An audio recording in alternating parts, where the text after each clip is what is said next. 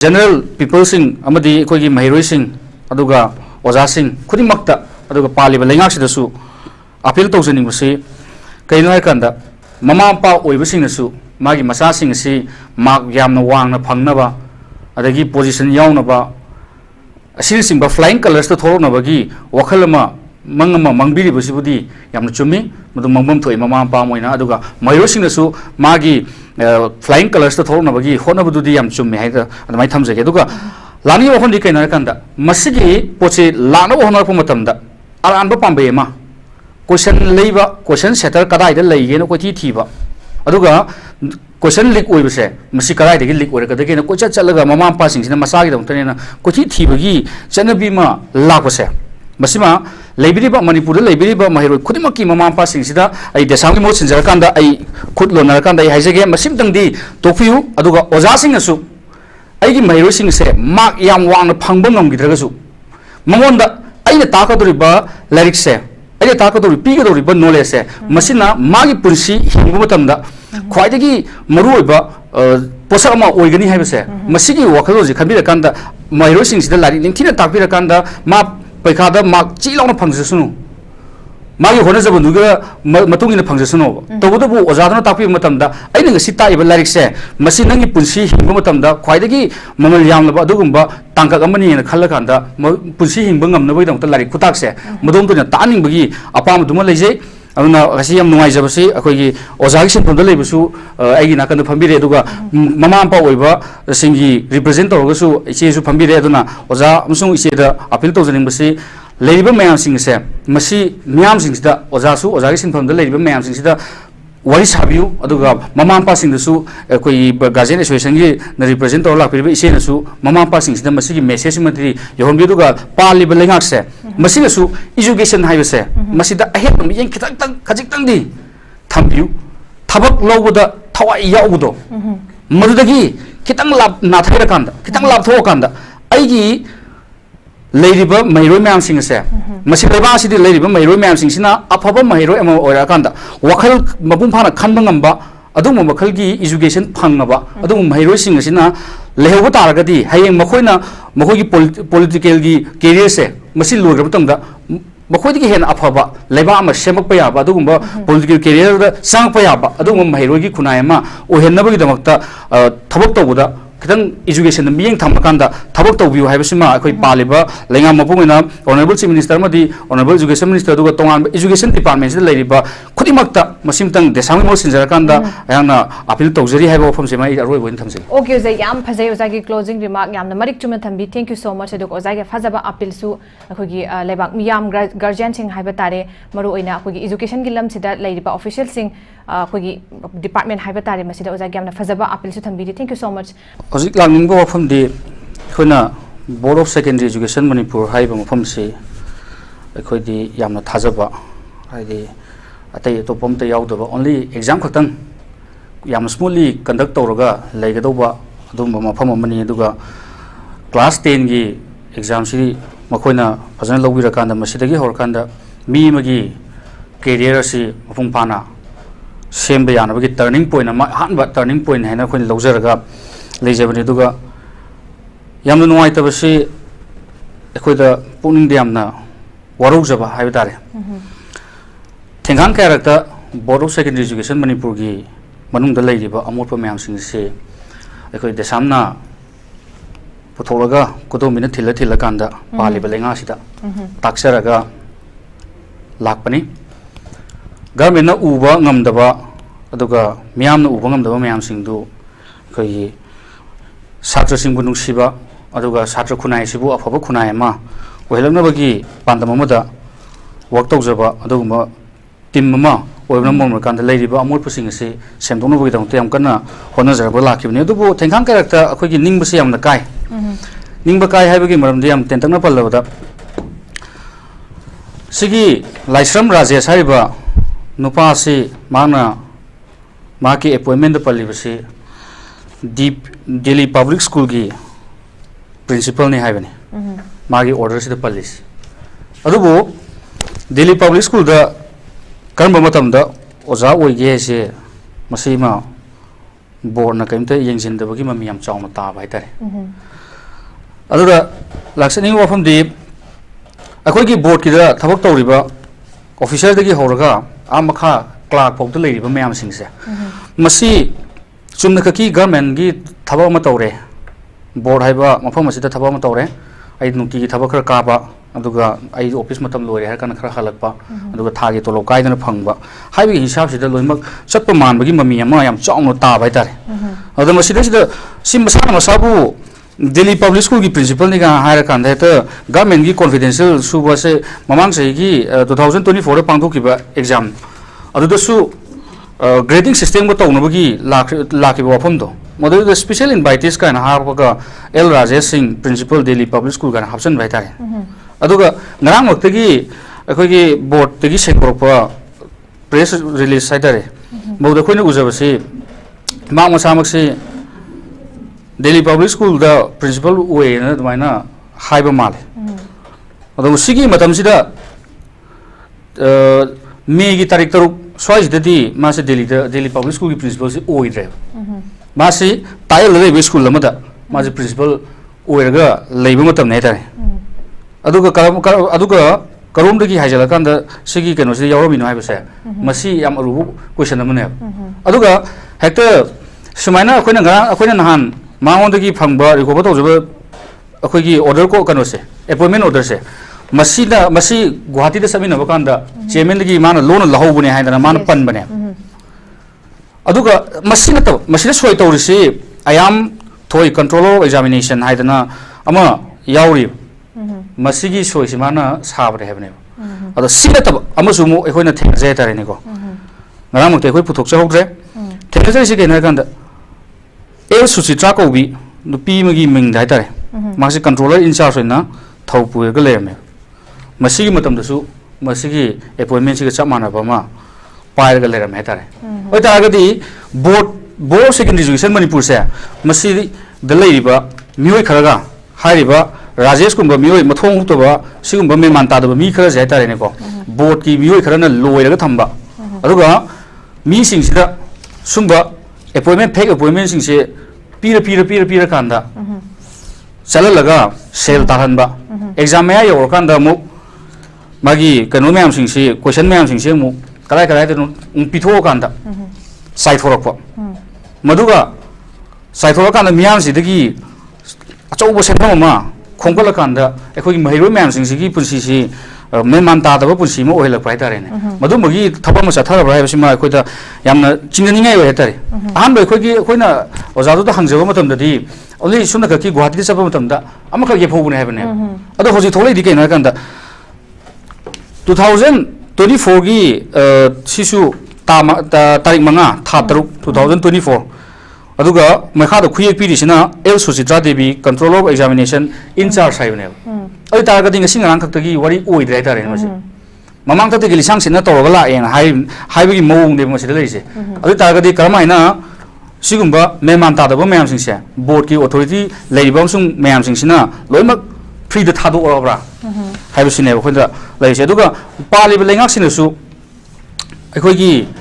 miying si sang da ba adum nga ki yana ba mayam ma toksal kanda adum kaw thab da mo thado pai tare ne अदुगा एखोगी education system से मसी मरानाइना मुटखरसनु हाइबगी ओखल कुखंदा लेबा मानबा मा एखोगिना उजबाय तारे एखोगी लेंगाक सि सोय तारे को ओय ऑनरेबल चीफ मिनिस्टर दगी होरकांदा लेबा एजुकेशन मिनिस्टर तोंगा तो लेबा मयाम सिंसे मसी एजुकेशन का सि थोइदोंना लुदे मसी मरु ओइदि गाना खनबा मानबा अमा यावरबा हाइबगी चिंगनबा खोइद लेरे अहान बगी राउंड सिदि सुमाइन थमजगे दुगा नि सुबर राउंड मुक मखा चथज ओके उजा याम नोइजे अखोगी तसेंगना हाइबा यामना लाइबक थीबा हाइबा तारे अखोगी एजुकेशन सेक्टर दा कोइना सुमाइना पेनिंगाय ओइदबा अदुगा यामना सेंगदबा अमोटपा हाइबा तारे सिगी ममी तारक हाइबा सिमदि खुनाइ से अखोगी तिन चारकनबगी हाइबा तारे अचौबा अखोगी यामना लाइबक थीबा मखंगने हाइबा तारे दे ओजानी नसु याम फजन थंबीदि आई जा थुथबदा लाक्चगे ओजा अखोगी थेंखांग कयादगी हाइबा तारे अखोगी सुमा थौदोक वथोकसिदा as a student organisation Moina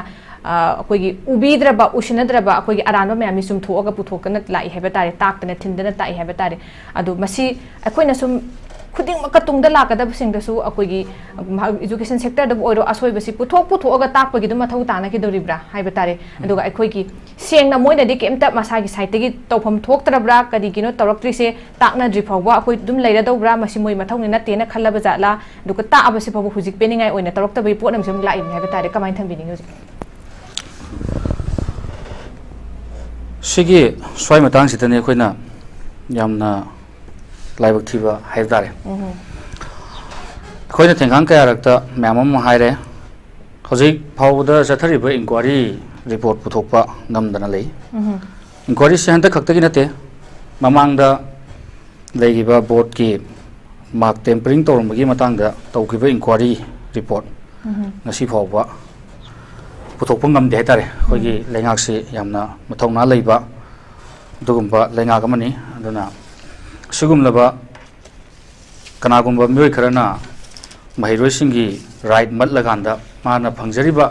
mark तुबाबुदा समायना अरान मोंद तौरमे गाना हाइबसि बौता मदुगी इंक्वायरी बौता हाइतारेने पुथोकपा ngамदे अनिसुबदा बौता अखोइना मैम अमा हाइग्रे बोर्ड सिदा लैरिबा अमोटपा अरानबा मैमसिंदु पुथोक मतुंगदा मदुगिसु चप मानबा इंक्वायरी कमिटी मा सेम हाइतारे मसे सेमगसु अदुगी चप चाबा कनोदुदी पाखुम मियामना पामिबा अदगी देसामना पामजरिबा लेखोइगी महिरो मैमसिंगसिना खौरांना ngairiba अदुगुम्बा मखलगी अचुम Aran पुथोपियु हाइबा अदुगी inquiry report तुदी ngasi Bavda कोइ इमिटसिना उबुदी लायतनि नासि बावना कोइ ताबा फंगदे तारे अना अदुमाइना तौरकांदा हजिक चथरलिबा मैमसिसु अखोइ याम सेंगना हारकांदा देसामना पुथोकजरिबा खरसे मसी मखा ताना हाइनिंगबसु फावद्रे तारे मरमदि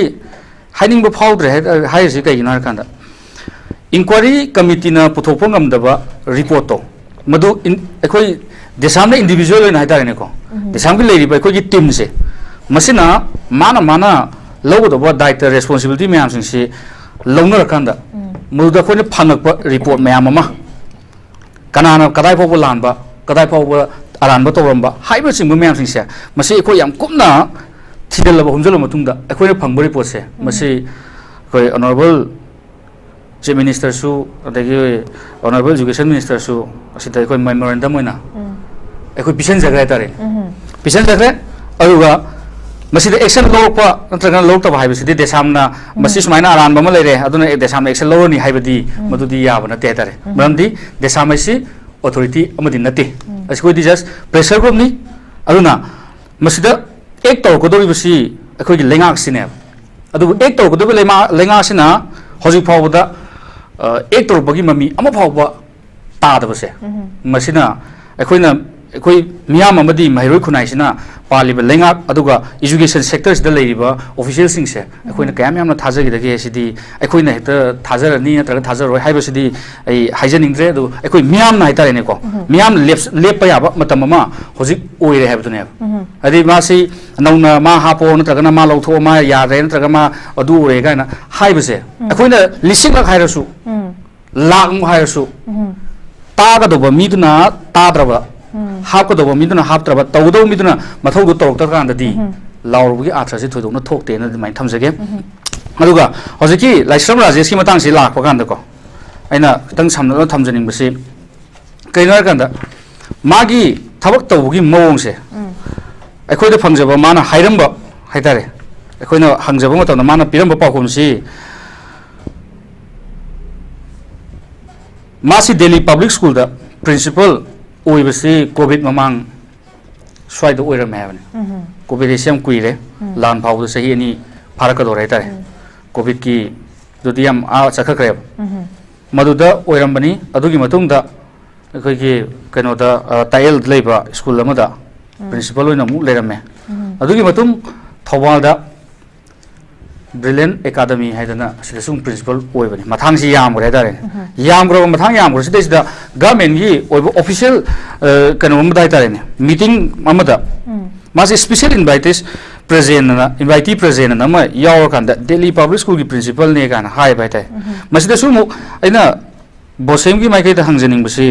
सिदा लेरिबा चेयरमैन दगी हौरकांदा लेरिबा सिदा यावरिबा मैम मरुइबा मैम सिंगसे मसिना हाइबो होमो चाव मिसे कदाइ फाउबद चुम्ब मिनो कदाइ फाउ लानब मिनो हाइबसे चेक करि सितौ तौद्रब मानब म यावरे तारेने अदो सिगी होइना ना ngasai ge पुथोक्सगी ममांगी राउंड पुथोक्सगी बा दगी ओजा एल सुसित्रागी खुयेक तौब अपॉइंटमेंट फेक अपॉइंटमेंट नम पाइरम बदो अदो तारगदी बोर्ड से कयाम याम होरगे पुरा होदों होरबा करीमत मनुंग यावद्रबा सुमना खक्तेगी फॉर्म फिलअप तौरपदा लाइव पैसा खरा अदुगा अमुक करेक्शन दा लाइव पैसा खरा से मसीगी अदुगा लाइक नंबदा फंगिबा पैसा खरा सिगी मस्वाइदा मिकानरकांदा पैसागी दमकता खल्लगा अदुगुंबा चलाइबा अदुगुंबा ऑफिस अमा ओइरब्रा हाइबसिमा आइदे सामना बोसेंगी माइकेदु सुंगदनी अदुगा पालिबे लेंगासिनसु मसीगी यंगसिनबगी राइट से करिगुंबा हिरमतदा लेत्रब्रा यंगसिलरोइना खनबिरब्रा अत्रगना करमाइना खनबिबनो अदुगा सरकार अमसुंग बोर्ड की लेरिबा मयामसिंगसिगा ऑफिशियल मयामसिंगसिगा मानरकांदा अचौबा अखोइगी महिरोइ खुनाइसिदगी अचौबा सेनफम अमा खोंगलकांदा मागी पर्सनल इंटरेस्ट है को मसी थबक तौनबगीदमक्ता थादोब अदुगुम मखलगी ऑफिस अमा ओइरब्रा हाइबसे मसी हंगदब ngमोइना खले म्यामसु सोइदर हंगिंगनी अदुगा अखोइ करसु मसीमा आई हंगजनिंगे हाइबो वफम जै थमजगे ओके उजा याम नुंगाइ जे अखोइगी असुमाइना अखोइगी सेंगदब थबक मयाम से हाइबा तारे चथरकपसे हुजि अखोइगी हानदगी सुलाई हुजि मथंग मथंग ngasi मरा मुसु एक्सपोज तरपय पोट मयाम हम लेदे अदो इतारगदे हाइबा तारे अखोइगी बोसेमगी मखा लेरिबा तोंगा तोंगम स्कूल सिंगिदा ngसागी ओजा थोथोबिनस थंबिरे ओजा तुतिनसु याम फजन थंबिखिबदा लैरिबा गार्जियन सिंकिना हाइबा तारे थाजर ओइदबगी पोट अमसु लाकदबि चाउना वहंग मखक लै हाइबा तारे अदुगा अखोइगी याम नुंगाइ जे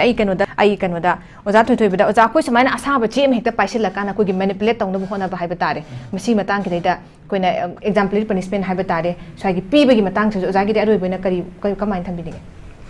सिगी पनिशमेंट पीबगी मतंग से मसी थम आइना आइगी अखोइगी थमनिंग मियेंग हाइता अखोइन उजब मसी माना तोइ थबक से मसी कनोनेना कोइ लौदे हुरान बने हैना कोइ लौदे तारे मसी मी हापा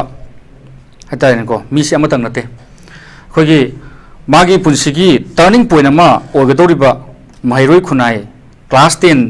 से पास तौरकांदा माना चनिंगबा लाइन दा चटनबगी अहानबा टर्निंग पॉइंट ओइना लेरिबा पैखा थागदोरिबा महिरोइ म्याम सिंगसे मसीना मसीगुंबा मियोइ महिक हाइस दे महिक का सब मानरबा मियोइ सिंगसिना हापने हैना इदमाइना तौरकांदा मोंदा मी हापगी केस है मसी मोना पालकांदा चपचाबा मोंदा एक्शन लोखटपम थोइ हैबसिमा आई इदमाइन थमजगे अदुगा लोसिलकपदा आइना जनरल पीपल सिंग अमदी कोइगी महिरोइ सिंग अदुगा ओजा सिंग खुदिमक्ता अदुगा पालिबा लेंगाक्सिदसु अपील तौजनिंगबसि कइनो हाइकांदा ममा पा ओइबसिंगसु मागी मसासिंगसि मार्क यामना वांगना फंगनबा अदगी पोजीशन यावनबा असिनसिंबा फ्लाइंग कलर्स तो थोरनबगी वखलमा मंगमा मंगबिरिबसिबुदी यामना चुम्मी मदु मंगबम थोइ ममा पा मोइना अदुगा महिरोसिंगसु मागी फ्लाइंग कलर्स तो थोरनबगी होनबदुदी याम चुम्मी हाइदा अदमाइ थमजगे अदुगा लानी वखन कहीं मसिगी पोचे लाना होनरप मतमदा अरानब पांबेमा क्वेश्चन लेबा क्वेश्चन सेटर कदाइद लेगेनो कोथि थीबा अदुगा क्वेश्चन लीक ओइबसे मसि कदाइदगी लीक ओइरकदगेनो कोचा चलगा ममा पासिंगसिना मसागी दमतनेना कोथि थीबगी चनबीमा लापसे मसिमा लेबिरिबा मणिपुर लेबिरिबा महिरोइ खुदिमकी ममा पासिंगसिदा आई देसांगी मो सिंजरकांदा आई खुद लोनरकांदा आई हाइजेगे मसिमतंगदी तोफियु अदुगा ओजासिंगसु आइगी महिरोइसिंग से मार्क याम वांगना फंगबा ngमगिद्रगसु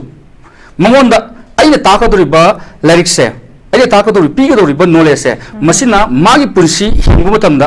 ख्वाइदगी मरुओइबा पोसक अमा ओइगनी हाइबसे मसिगी वखलोजि खनबिरकांदा महिरोइसिंग सिदा लाइरिक निंथिना ताकबिरकांदा मा पैखादा मार्क चिलाउना फंगजसुनु मागी होनजबनुगा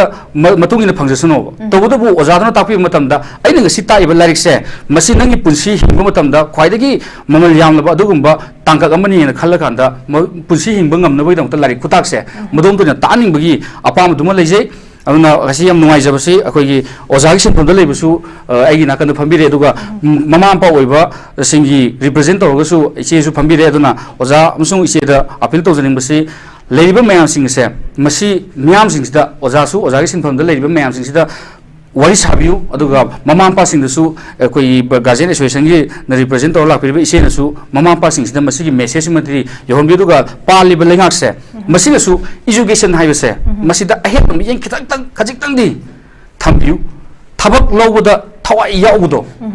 मदुदगी खितंग लाप नाथैरकांदा खितंग लापथोकांदा अइगी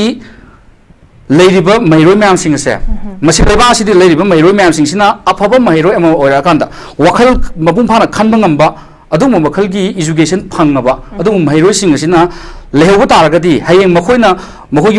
पॉलिटिकल की कैरियर से मसी लोग्रब तंगदा मखोयदगी हेन अफबा लेबा अमा सेमकपा याबा अदुगुंबा पॉलिटिकल कैरियर दा सांगपा याबा अदुम महिरोय की खुनाय अमा ओहेनबगी दमकता थबक तौबदा खितंग एजुकेशन मियेंग थमकांदा थबक तौबियो हाइबसिमा अखोय पालिबा लेंगा मपुंगना ऑनरेबल चीफ मिनिस्टर मदी ऑनरेबल एजुकेशन मिनिस्टर दुगा तोंगान एजुकेशन डिपार्टमेंट से लेरिबा खुदिमक्ता मसिमतंग देसांग मो सिनजरकांदा याना अपील तौजरी हाइबा वफमसे मै अरोय बोइन थमसे ओके ओजाई याम फजै ओजागी क्लोजिंग रिमार्क यामना मरिक चुमना थंबी थैंक यू सो मच अदुक ओजागी फजबा अपील सु अखोगी लेबाक मियाम गार्जियन सिंह हाइबा तारे मरु ओइना अखोगी एजुकेशन की लमसिदा लेरिबा ऑफिशियल सिंह अखोगी डिपार्टमेंट हाइबा तारे मसिदा ओजागी यामना फजबा अपील सु Thumby thank you so much